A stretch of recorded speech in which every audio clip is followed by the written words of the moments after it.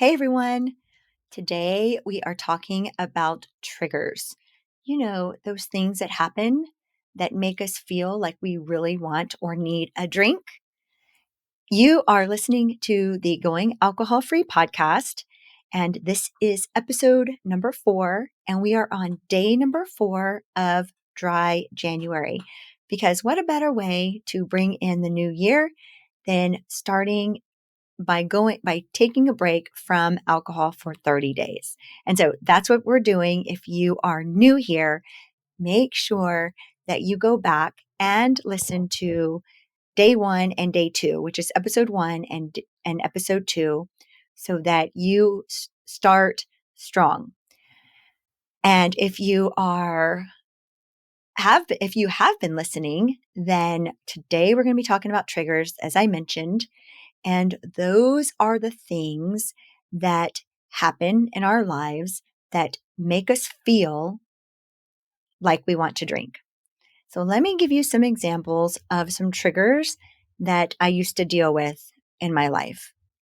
So I had a very stressful corporate job, and there was in particular one person at this one job that I worked at who would always try to undermine me in very big meetings that, there was a lot of people in these meetings. And I would get so frustrated with this person because he always thought that he was right. He had to be right on everything. But I knew that what he was saying, the things that he was saying, was totally incorrect and was steering the company the wrong way. And I would speak up about it, and we would get in this tiff in these meetings. And I would just be so angry when I would leave those meetings that sometimes I would, this is funny, I would leave my job and go to the gym and work out at the gym like around 3 o'clock, 4 o'clock. I mean, I had the luxury to do that. So I would leave and go work out some of those tensions and then go back to my job and finish the day. And then I would go home and I would drink. But was so frustrated and so angry with this person that I had to somehow, like, going to the gym would just make me feel better for a short amount of time.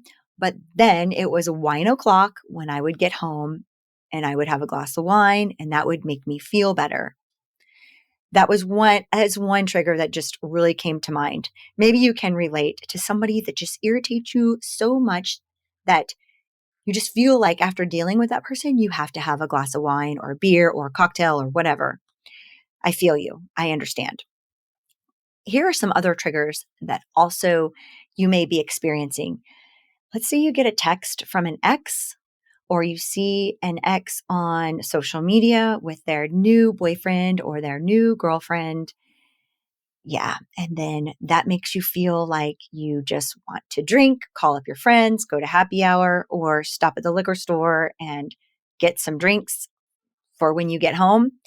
Those are some triggers. Let's see, I wrote some more down here. Maybe you have a boss that is just not a nice person.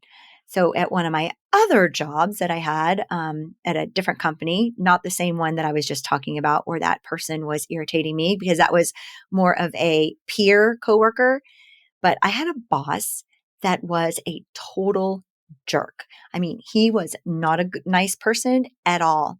And, you know, I'll tell you more about that here as we get into the podcast as it starts to roll. But this person, I'm telling you, had me do projects that made no sense. And I had to waste my time and energy on these projects that he had me working on for no reason. And I was so frustrated, and there was nobody that I could talk to about it. And so what did I do? I just drowned my sorrows in my wine when I would come home from work. And, you know, drinking 1 or 2 glasses of wine at night isn't really going to make that much of a difference unless you do it night after night after night after night after night after night, and then binge on the weekends. And so I'm just that was me. That was who I was. And there were probably about a couple days a week where I wouldn't drink. And it was just because I was just probably, I was just exhausted. So I would come home from work and I would lay down and not get back up until like midnight. I would wake up and, at that point, I wasn't going to drive to the liquor store to go get a bottle of wine because I didn't keep a lot of wine in my house. I just would buy a bottle or two or three at a time. But of course, I had to drink the whole freaking, like, everything.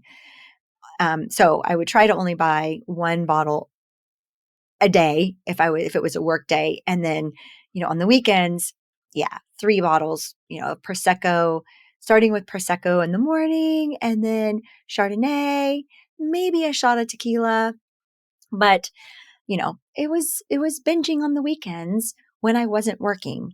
And okay, so let's go back to some triggers. Maybe a family disagreement. Maybe you're in an argument with somebody online and you feel like you need to drink. Um, Maybe you get an email from somebody who triggers you because now you have to change your plans for the weekend. There's a fire at work and you have to put it out. All of these things are events that happen that may make you feel like you want to drink.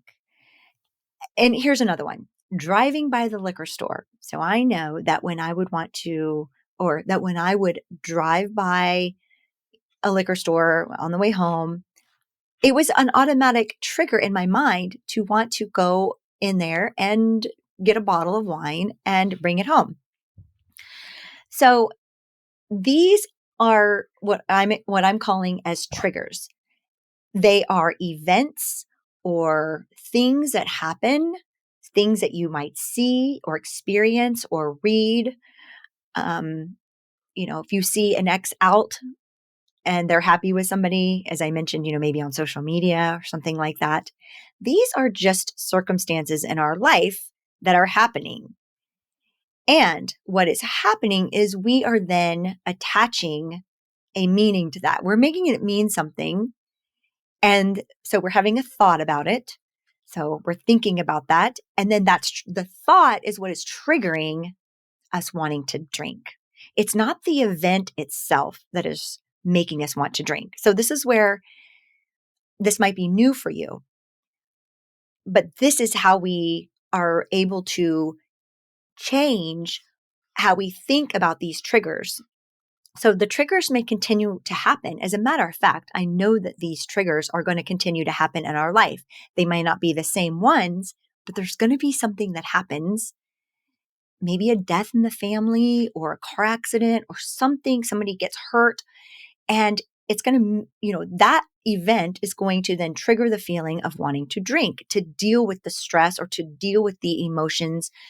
Like I said, I dealt with this alcohol as a coping mechanism for my stress at my work and my life. So when we can think about these triggers differently, we will react differently.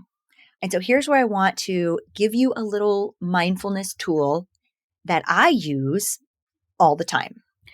And we are going to, when we think our thoughts, most of the time, we are reacting. Okay. So we see somebody, like I said, the ex or somebody or the boss or the email, and we automatically react to that.